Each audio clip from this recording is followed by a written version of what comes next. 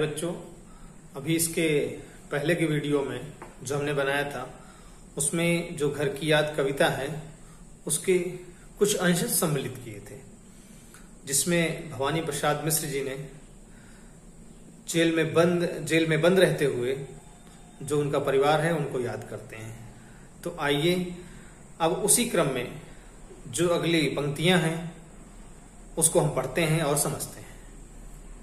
देखिए, जब कवि जेल में बंद है और सावन की बरसात हो रही है तो उस सावन की बरसात में कवि को अपने घर वालों की बहुत ज्यादा याद आ रही है और कैसे वो एक एक करके अपनी परिवार के सदस्य के बारे में बताते हैं, उसके व्यक्तित्व के बारे में बताते हैं और इससे पता चलता है कि परिवार के हर एक सदस्य का एक महत्व होता है।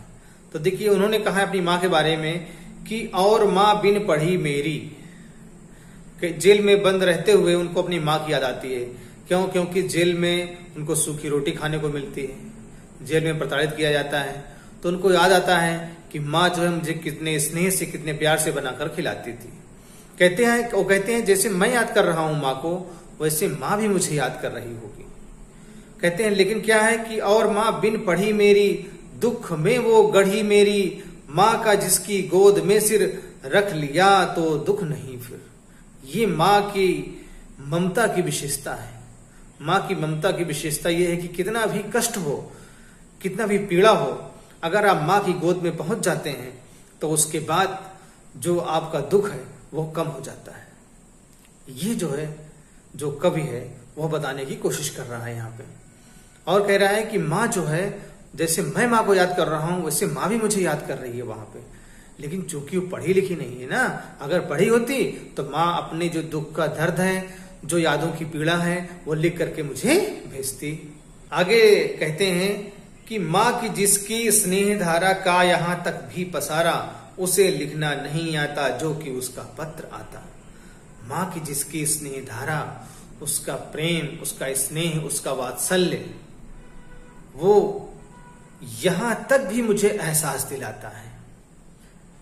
आज भी उसकी जो मीठी बातें हैं, जो उसकी स्नेह धारा है, जिस ढंग से वो मुझे प्यार करती थी, मेरा ख्याल रखती थी, तो उस माँ का जो प्यार है वो मैं यहां भी याद कर रहा हूं, जेल में भी याद कर रहा हूं। लेकिन बात वही है कि उसे लिखना नहीं आता जो कि उसका पत्र आता। अब उसे लिखना नहीं आता है तो वो पत्र कैसे भेज सकती है? लेकिन माँ भी मुझे याद करती है। फिर कहते हैं पिताजी जिनको बुढ़ापा एक क्षण भी नहीं व्यापा, जो अभी भी दौड़ जाएं वो अभी भी खिलखिलाएं। कहने का तात्पर्य यह है कि जो पिताजी हैं उनके, भले उनके कितने बच्चे हो गए, देखिए 9 बच्चे हैं, लेकिन इसके बावजूद भी वो अभी भी युवा शक्ति से, ऊर्जा से भरपूर हैं। कहते हैं वो अभी भी दौड़ते हैं, दौड़ सकते हैं, उनमें इतनी भी शारीरिक सबलता है और बुढ़ापे के तो एक भी लक्षण उनमें नहीं है। खिलखिला करके हंसते हैं, दौड़ते हैं और मौत के आगे ना बिचकें। अगर मौत भी उनके सामने आ जाए तो तनिक भी बिचकने वाले नहीं है। शेर के आगे ना बिचकें, मौत के आगे ना हिचकें। यानी शेर भी सामने आ जाए तो उसके सामने डर के घबरा के पीछे हटने वाले नहीं है और मौत भी सामने आ जाए तो उससे भी हार मानने वाले नहीं है। बोल में बादल गरजता, जब बोलते हैं तो लगता है बादल गरज रहा है, अर्थात ऊंची आवाज है, जोरदार आवाज है। और काम में झंझाला रसता, और काम इतनी फुर्ती से करते हैं कि जैसे आंधी तूफान आ गया हो। तो फुर्तीलापन का जिक्र कर रहा है। कहते हैं आज गीता पाठ करके, नहीं वही पिताजी, वो पिताजी जो इतना प्रसन्न रहते हैं, खुश रहते हैं, जिन्हें बुढ़ापे का एक लक्षण भी नहीं है, और वो पिताजी आज गीता पाठ करके, सुबह सुबह भगवत गीता का पाठ करके, दंड 260 करके, अर्थात व्यायाम करके, प्रतिदिन शारीरिक कसरत करते हैं, व्यायाम करते हैं, तो उनका शरीर जो है हृष्ट पुष्ट है और हृदय से भी मजबूत हैं। लेकिन आज वही गीता पाठ करके, दंड 260 करके, खूब मुगदर मिला लेकर, मुगदर कहते हैं जो कुश्ती लोग करते हैं, पहलवानी करते हैं, वो लोग जो पुराने जमाने में अभ्यास करते थे उसको ऐसे पकड़ करके ऐसे ऐसे चलाया करते थे, इस साइड से ऐसे ऐसे भी और ऐसे ऐसे भी, ठीक है। ये आप देख रहे हैं, यही है मुग्दर, जिससे जो पहलवान लोग हैं वो शारीरिक अभ्यास करते थे। फिर कहते हैं खूब मुग्दर हिला लेकर मूठ उनकी मिला लेकर, जबकि नीचे आए होंगे, ऊपर से नीचे आए होंगे, नैन जल में छाए होंगे, इन्हें उनकी आंखों में भी आंसू आ गया है। ऐसे पिताजी जिनके शरीर में कोई भी बुढ़ापे के लक्षण नहीं हैं, जो अभी भी शारीरिक अभ्यास से व्यायाम से स्वयं को हृष्ट पुष्ट रख रहे हैं, उन्हें भी पीड़ा हुई, मेरी याद आई और उनकी आंखों में आंसू आ गए।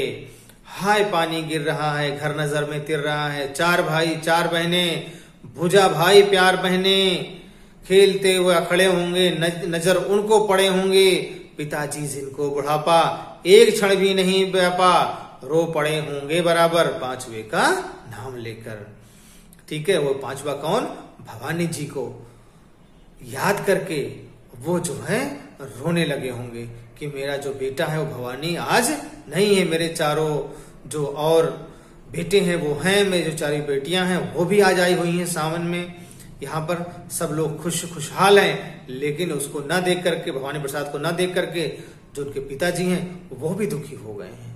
ठीक है, 5वां मैं हूं अभागा, कवि कहता है 5वां मैं हूं अभागा, जिसे सोने पर सुहागा, पिताजी कहते रहे हैं, प्यार में बहते रहे हैं। सोने पर सुहागा का मतलब ये है कि सोना तो वैसे भी मूल्यवान होता है, लेकिन अगर कोई सुहागवती जो स्त्री है, अगर वो सोना पहनती है तो सोना का मूल्य और भी बढ़ जाता है, और वो रूपवान और सौंदर्यवान हो जाता है। वो सोने पे सुहागा मुहावरे का प्रयोग यहाँ पर किया गया है, तो आप ये शिल्प सौंदर्य में लिख सकते हैं कि मुहावरेदार भाषा का प्रयोग हुआ है।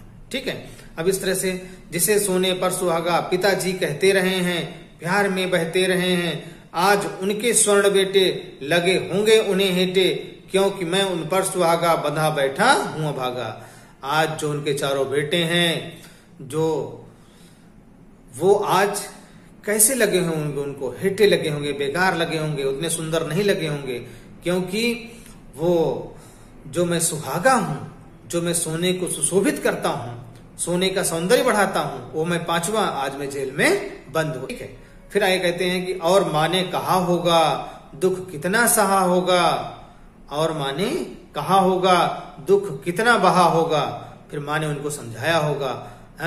अपने हृदय की दुख रोक करके माँ ने पिताजी को समझाया होगा कि आंख में किस लिए पानी, आपकी आंख में पानी किस लिए है, आपकी आंखों में आंसू किस लिए है, वहां अच्छा है भवानी, जो जेल में है भवानी वो अच्छा है, वो तुम्हारा मन समझकर, तुम्हारा मन समझकर का मतलब ये है कि आप ही तो कहते थे कि देश के लिए बलिदान होना चाहिए, देश की आजादी की लड़ाई में शामिल होना चाहिए, तो वो आपकी ही बात समझकर, आपकी मन की भावनाओं को समझ करके वो देश की लड़ाई लड़ने गया है, और अपनापन समझकर, और इस देश को, इस राष्ट्र को, इस राष्ट्र के प्रत्येक सदस्य को, इस जननी जन्मभूमि को अपना समझ करके वो गया है, तो अपनत्व के भाव से वो गया है, तो गया है सो ठीक ही है, देश के लिए गया है, आपकी बात मानते हुए गया है, तो अच्छा कार्य उसने किया है।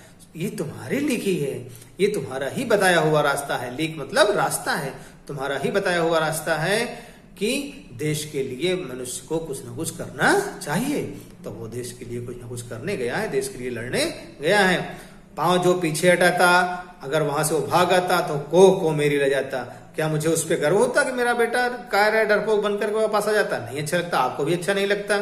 तो इस तरह हो न कच्चे, इस तरह आप अपने हृदय को कच्चा मत कीजिए, क्योंकि अगर आप रोएंगे, आप घर के मुखिया हैं, बड़े हैं, तो रो पड़ेंगे, और बच्चे, और जो बच्चे हैं उनके भी आंखों में आंसू आ जाएंगे, वो भी रो पड़ेंगे आप बड़ों को देख करके रोते हुए। इसलिए आप शांत हो जाइए, चुप हो जाइए।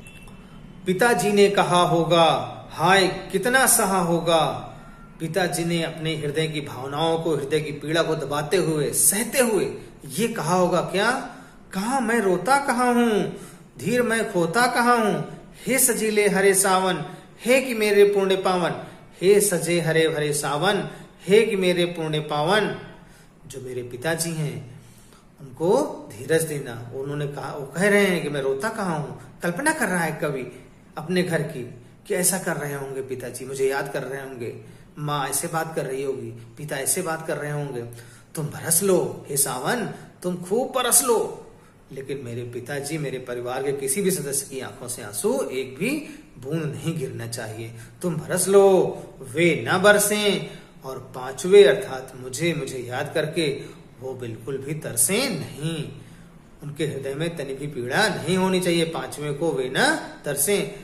मैं मजे में हूं, सही है, ठीक है, उनसे जाके बताना तुम कि मैं यहां मजे में हूं, ठीक हूं, मुझे कोई दिक्कत नहीं है, घर नहीं हूं, बस यही है, घर नहीं हूं यानी घर में नहीं हूं, बस इतनी सी बात है, लेकिन यहां कोई दिक्कत नहीं है। लेकिन फिर कभी सोचता है, क्या कभी सोचता है, किंतु यह बस बड़ा बस है, यानी यह बस कौन सा बस कि कभी अपने परिवार के सदस्यों के बीच में नहीं है, और बड़ा बस है मतलब सबसे बड़ी परेशानी का कारण है, सबकी पीड़ा का कारण है, सबके दुख का कारण है।